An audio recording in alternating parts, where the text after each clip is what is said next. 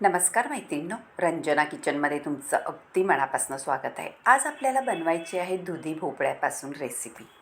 पण दुधी भोपळा कुठून आणला पाहता का?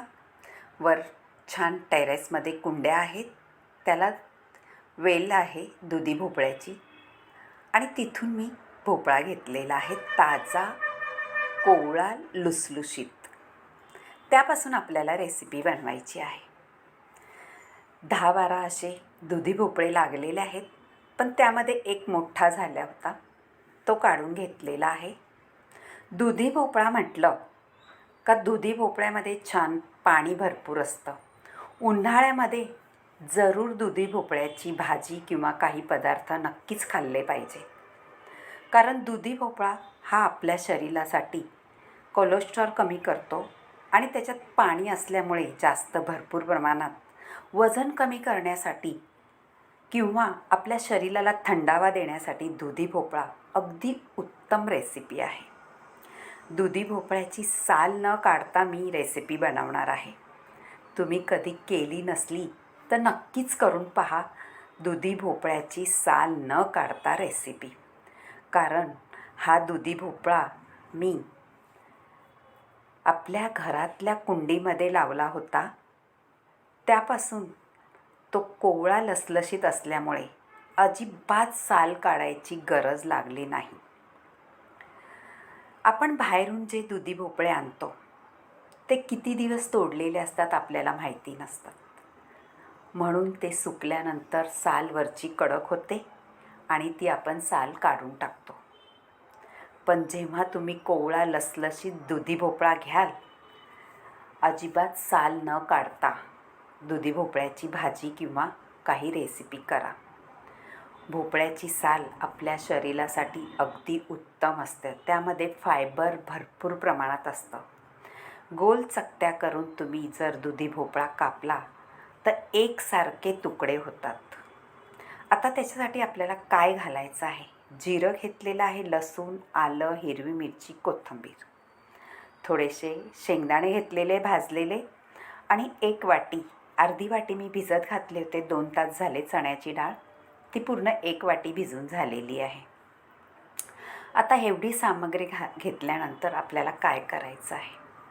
कढई ठेवायची आहे आणि त्यामध्ये आपल्याला तेल घालायचं आहे 2 चमचेभर. दुधी भोपळा कोवळा लसलसीत असल्यामुळे पटकन शिजणार आहे. आता फोडणीला राई, जिरं आणि कढीपत्ता आणि जी भिजवून ठेवलेली चण्याची डाळ तीसुद्धा घालायची आहे. ही चण्याची डाळ गावरान हरभऱ्याची असल्यामुळे तुम्हाला अगदी बारीक दिसत असेल.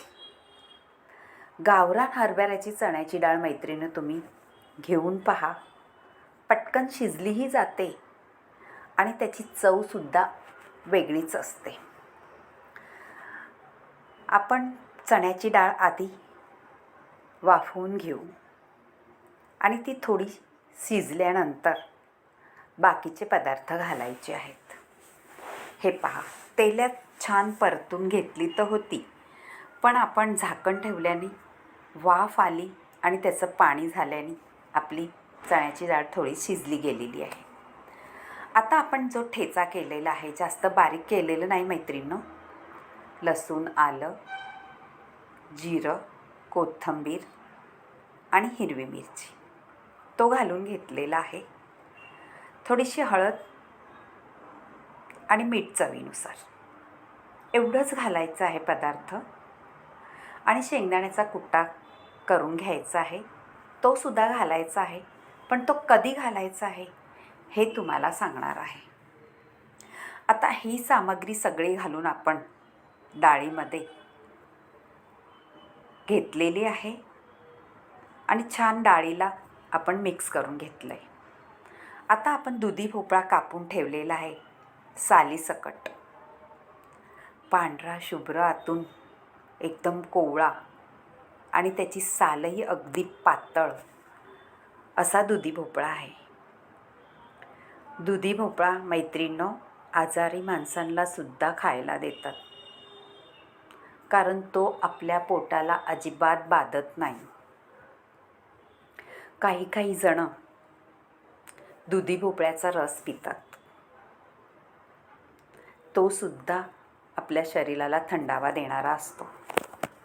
म्हणून उन्हाळ्यामध्ये अशा पाणी असलेल्या भाज्या नक्कीच खात जा. आता दुधी भोपळा घालून छान हलवून झाकण ठेवून घेतलं होतं आणि वाफ आलेली आहे पहा. आपल्याला पाण्याचा थेंब अजिबात घालावा लागणार नाही, कारण दुधी भोपळ्यामध्येच पाणी सुटेल आपल्या रेसिपीला. तुम्ही पाहू शकता, हे पहा किती पाणी सुटलेलं आहे, कारण दुधी भोपळ्यात भरपूर प्रमाणात पाणी असतं मैत्रिणी. आता हलवून घ्यायचं आहे, मध्ये मध्ये हलवत राहायचं आहे, नाहीतर आपली भाजी खाली लागली जाईल. त्यामुळे थोडंसा कमी म्हणजे मंद आचेवरच ही भाजी शिजवून घ्यायची आहे. आता थोडी शिजल्यानंतर आपल्याला शेंगदाण्याचा कूट, भाजलेल्या शेंगदाण्याचा कूट घालून घ्यायचा आहे आणि परत शिजवून घ्यायची आहे झाकण ठेवून. जरी साल ठेवली असली तरीसुद्धा अजिबात वेळ लागत नाही ही भाजी शिजायला. 10 मिनिटाच्या आत भाजी होते. वाफेवरची भाजी कधीही खायला खूपच चांगली असते. पहा, आपली भाजी आता शिजलेली आहे. कलरच सांगतोय त्याचा का आपली भाजी आता शिजलेली आहे. गृहिणी म्हटलं का आपल्याला काय काय अंदाज येतोच, कारण आपण नेहमी स्वयंपाकघरात वावरत असतो. हे पहा, आपली दुधी भोपळ्याच्या साली सकट घातला आहे तरीसुद्धा शिजला गेलेला आहे. आता थोडा वेळ आपण ठेवू, 2 मिनटं फक्त, आणि त्याच्यानंतर वाढून घेऊ. आम्ही तर खाणार आहोत भाजी भाकरी बरोबर, ती सुद्धा ज्वारीच्या. आहे ना, सगळंच हेल्दी, आपल्या पोटासाठी सुद्धा आणि शरीराला सुद्धा हेल्दी पदार्थ होतो. तुम्ही चपातीसोबत सुद्धा खाऊ शकता किंवा भाकरीसोबतही खाऊ शकता. तुमच्या आवडीप्रमाणे ही भाजी खाऊ शकता. तोंडी लावायला तेवढीच अप्रतिम आहे. करून पहा आणि रंजना किचनला लाईक करा, शेअर करा, कमेंट करायला विसरू नका आणि सबस्क्राईब करा. झालेली आहे आणि वाढूनही घेतलेली आहे छान चटकदार भाजी दुधी भोपळ्याची. करून पहा, नक्कीच आवडेल. आणि तुम्ही व्हिडिओ कुठून पाहता हे सुद्धा मला सांगा. यात काही फरक करायचा असला तेही सांगू शकता. बाय मैत्रिणींनो, भेटूया पुढच्या रेसिपीत. Bye bye.